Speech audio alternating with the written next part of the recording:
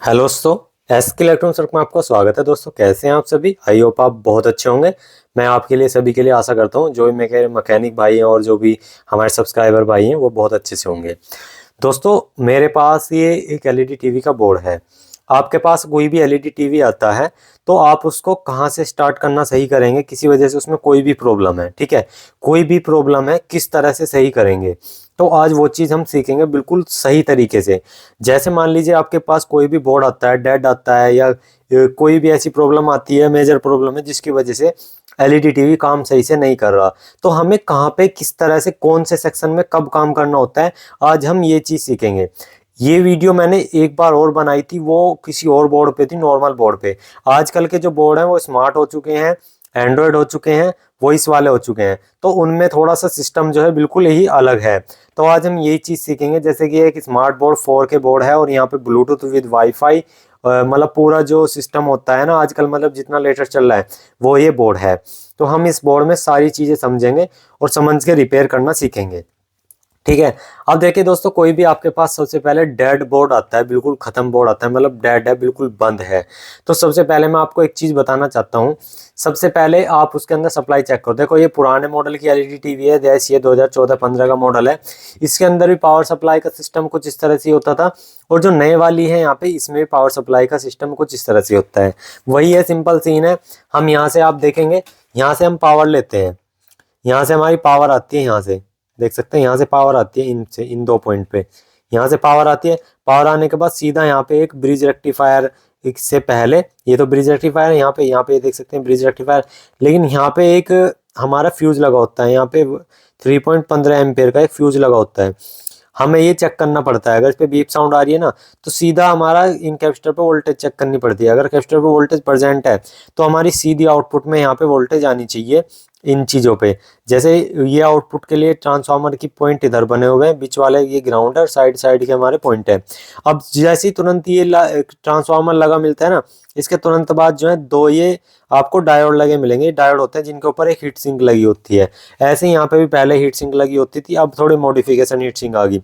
तो यहाँ क्या करना होता है, फिर हमारे जब सेकेंडरी सेक्शन में आप चेक करते हो ना, तो इस तरह से हमें प्रोब को ग्राउंड करना होता है, इस तरह से ग्राउंड करके तब इन पे चेक करनी पड़ती है। एक पे 12 वोल्ट आती है, एक पे हमारी ज़्यादा वोल्ट आती है। जो आईसी की तरफ होता है हमेशा उस पर 12 वोल्ट आती है, 24 वोल्ट आती है, और जो हमारा बैकलाइट की तरफ होता है हाई वोल्टेज होती है, 24 से लेके 150, 200, 250 तक भी वोल्टेज होती है इसके ऊपर, ठीक है। ये चीज़ आप सीख गए, यहाँ से आप डेड चीज़ को पता लगा सकते हैं। फॉल्ट का फिर पता कैसे लगेगा कि फॉल्ट है कहाँ पर? अगर यहाँ पे वोल्टेज नहीं आ रही है तो सीधी सी बात है दोस्तों, सबसे पहले आपको सॉर्टिंग चेक करनी है। सॉर्टिंग चेक करने के लिए वही है, एक प्रोब ग्राउंड पे और इनके बीच वाले प्रोब पे, इस पे रख रख के देखना है, दोनों पे बीप नहीं बोलना चाहिए, ठीक है। तो इसका मतलब सॉर्टिंग ठीक है। हमारे जो है प्राइमरी में ही फॉल्ट है। प्राइमरी में क्या होता है, एक हमारा यहाँ पे ये जो लगा होता है ना, ये एन चैनल का मॉसफेट होता है, ये शॉर्ट हो जाता है।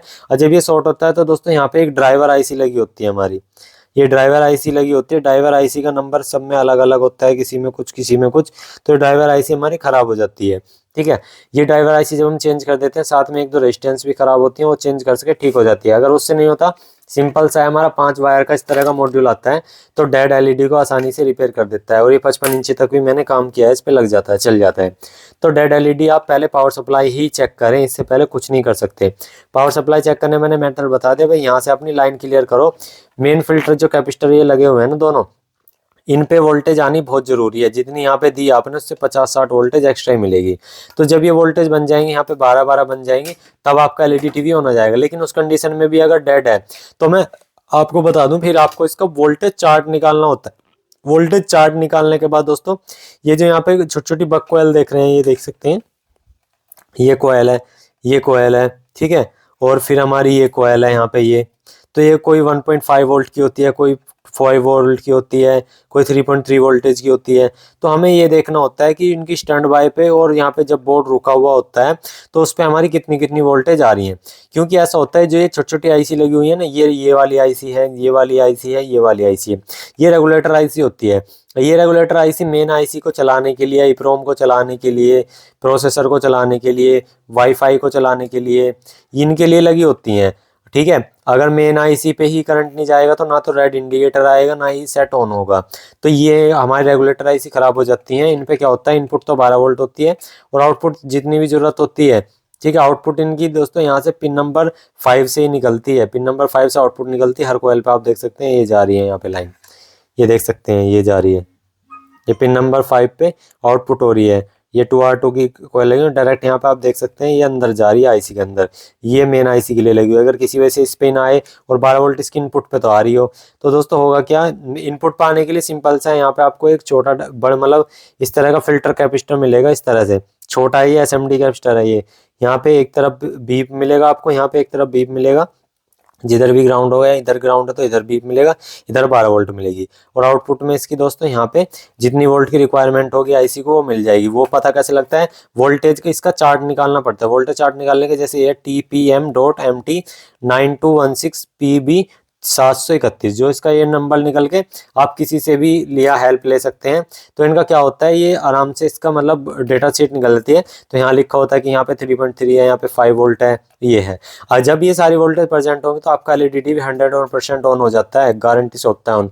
अगर फिर भी नहीं होता तो आपकी 100% आईसी की दिक्कत है। उसके बाद आप इसमें कुछ नहीं, सीधा आईसी चेंज करोगे, नहीं तो आप बोर्ड चेंज कर दो, कितने का बोर्ड आ जाता है आसानी से। ठीक है, तो ये आपका फॉल्ट आसानी से ऑन बंद की दिक्कत में हो जाएगा। फिर होता है दोस्तों वाईफाई ना चलना, या वाईफाई का अंदर सिंबल ना आना, या ब्लूटूथ काम ना करना। तो दोस्तों सबसे पहले तो यहाँ पे मैं आपको दिखा देना चाहता हूँ, ये है यहाँ लिखा हुआ है बीटी बराबर ये ब्लूटूथ का है। यहाँ पे वाईफाई 1 और वाईफाई 2, ये वाईफाई 1 और 2 का मैटर क्या है, यहाँ पे 2.4 और 5 गीगाहर्ट्ज, मतलब यहाँ पे आजकल डुअल बैंड में आ रहे हैं ना वाईफाई भी, जैसे घरों में डुअल बैंड वाईफाई लगे होते हैं, तो ऐसे ही यहाँ पे है 5 गीगाहर्ट्ज 2.4 गीगाहर्ट्ज।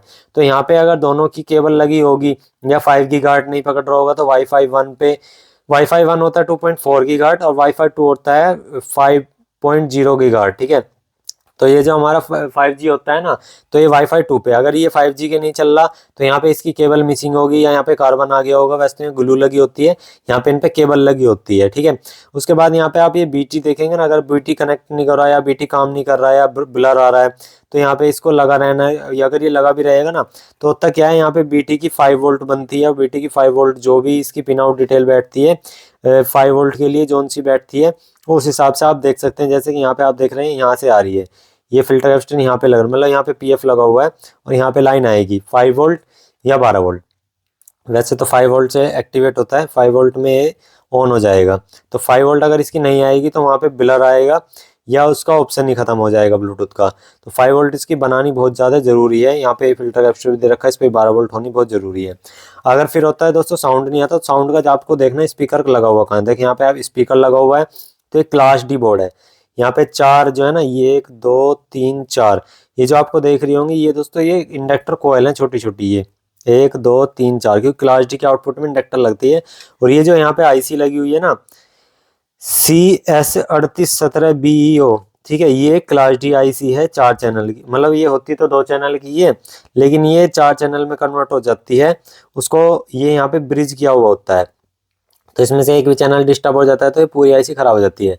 तो इसकी इनपुट में होता क्या है दोस्तों, 12 वोल्ट मिलती है। यहाँ पे आप देख सकते हैं यहाँ पे, ठीक है, यहाँ पे जितनी पिन है 1 2 3 4 5 6 7 8 9 10 11 12 13 14 15 16 पिन इसकी 12 वोल्ट की पिन है, और 14 और 13 पिन है इसकी ग्राउंड। ठीक है, तो ये है, यहाँ ग्राउंड है, यहाँ पे 12 वोल्ट है। तो यहाँ 12 वोल्ट अगर मिल रही है, और यहाँ पे ऑडियो के लिए इसकी 1 2 3 4 इस तरह से पिनें होती हैं। अगर यहाँ पे ऑडियो आ रही है हाथ लगाने पे, इस तरह से बीप करने पे, तो समझ जाओ आईसी ठीक है और 12 वोल्ट भी आ रही है। अगर यहाँ फिर हमें दोस्तों सिग्नल देना पड़ता है एमसीयू से। एमसीयू का सिग्नल सिंपल सा है, या तो बोर्ड क्रैक हो जाए, जैसे यहाँ पे आप देख सकते हैं यहाँ पे ये हो रहा है इस तरह से, या यहाँ पे दोबारा रिसोल्ट करने के बाद ऑडियो आ जाती है। अगर फिर भी नहीं आती तो दोस्तों हमारी आईसी खराब होती है, या आईसी आप चेंज कर सकते हैं, साउंड की प्रॉब्लम में ठीक हो जाती है। ठीक है, अब रहती है, मान लीजिए कि आपका यूएसबी ना चल रहा हो, इंटरनेट की केबल ना चल रही हो, तो इसके लिए तो सिंपल, वैसे इनकी प्रॉब्लम बहुत कम आती है, इनके आसपास के जो कंपोनेंट होते हैं वो गल जाते हैं जब भी खराब होते हैं। ठीक है, बाकी इसमें और कोई दिक्कत ज़्यादा आती नहीं है। या चलते चलते एलईडी आपका बहुत कुछ देर बाद बंद हो जाता हो, आधे घंटे 1 घंटे बाद चलने के बाद बंद हो जाता हो, तो दोस्तों ये आपने रेगुलेटर चेंज करने, फिर आप आ जाते हैं बैकलाइट सेक्शन पे। बैकलाइट सेक्शन देखो दोस्तों, एलईडी ड्राइवर ये होता है, एलईडी ड्राइवर बैकलाइट सेक्शन। तो ये जो बैकलाइट सेक्शन है ना, इससे हमारा बहुत बड़ा मैटर है। यहाँ पे इसकी जो लाइन होती है वो बिल्कुल अलग है, देख सकते हैं इतना सेक्शन जो है ना बैकलाइट सेक्शन है ये। इसमें होता क्या है मैं आपको बताता हूँ। यहाँ पे तो ये जो आप देख रहे हैं, यहाँ से हाई वोल्टेज बनी, यहाँ पे एक रेगुलेटर लगा हुआ, रेगुलेटर 2 हैं यहाँ पे।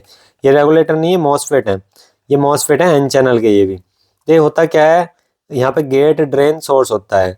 तो यहाँ पे होता क्या है, गेट पे तो सिग्नल आते हैं एमसीयू से, एमसीयू से जो सिग्नल आते हैं वो इन द्वारा ट्रांजिस्टर द्वारा भी आते हैं और आईसी के द्वारा भी आते हैं। तो यहाँ पे गेट पे सिग्नल आते हैं और ड्रेन पे आउटपुट जब होती है यहाँ पे सोर्स पे रुकी होती है ये वाली वोल्टेज, ये वोल्टेज यहाँ सोर्स पे रुकी होती है। और जब ये वोल्टेज यहाँ सोर्स पे रुकी होती है जितनी भी होती हैं उसको बूस्ट करके जो यहाँ बनाया जाता है कोयल द्वारा, इसका निगेटिव पॉइंट जो है वो एलईडी के पॉइंट पे जाता है।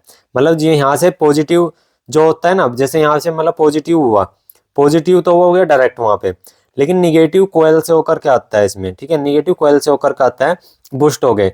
अगर वो बूस्ट नहीं हो रहा है, वोल्टेज नहीं चल रही, मतलब तो क्या होता है इसकी गेट पे पल्स आने बंद हो जाता है, मतलब सिग्नल आना बंद हो जाता है एमसीयू द्वारा। तो उसके लिए सिंपल सा है, पास की रेजिस्टेंस सारी चेक करनी है, यहाँ पे एक रजिस्टर लगी हुई है ये चेक करनी है, और ये आईसी चेक करनी है। आईसी की डेटा शीट निकाल के आप देख सकते हैं इनपुट पिन पे 12 वोल्ट मिल रही है नहीं मिल रही है, और आउटपुट पे और वी ऑन पे आपका सिग्नल आ रहा है नहीं आ रहा है 3.3 वोल्ट का इससे। उसके लिए सिंपल सा आईसी का नंबर देखो, आईसी का नंबर क्या है, उसके हिसाब से उसकी वो निकाल लो कि हमारा मतलब क्या बैटरी है पिन आउट, ठीक है, उसकी नंबर निकाल करके आसानी से पता लग जाता है कि क्या बैटरी है। तो उससे आप आसानी से रिपेयर कर सकते हैं इसकी वोल्टेज को। इसकी वोल्टेज को कम ज़्यादा करने के लिए इसके गेट पे जो रजिस्टर लगे होते हैं इनको वैल्यू कम ज़्यादा करके आसानी से रिपेयर किया जा सकता है। और बाकी एलईडी टीवी में ज़्यादा दिक्कतें नहीं आती हैं। आपकी एलईडी टीवी में कुछ भी प्रॉब्लम हो तो हमें कमेंट्स करके जरूर बताना। ये बोर्ड की बात है। अब रही आगे की बात तो पैनल में, पैनल में बहुत कुछ होता है, वो आपको नेक्स्ट वीडियो में हम समझा देंगे कैसे कैसे क्या चीज़ होता है। तो वीडियो में कुछ भी डिटेल आपको अच्छी लगी हो और समझ में आई हो तो हमें प्लीज़ एक कमेंट्स करके जरूर बताना, वीडियो को लाइक कर देना और जो चैनल पे नए हो सब्सक्राइब करना। Thank you for watching this video.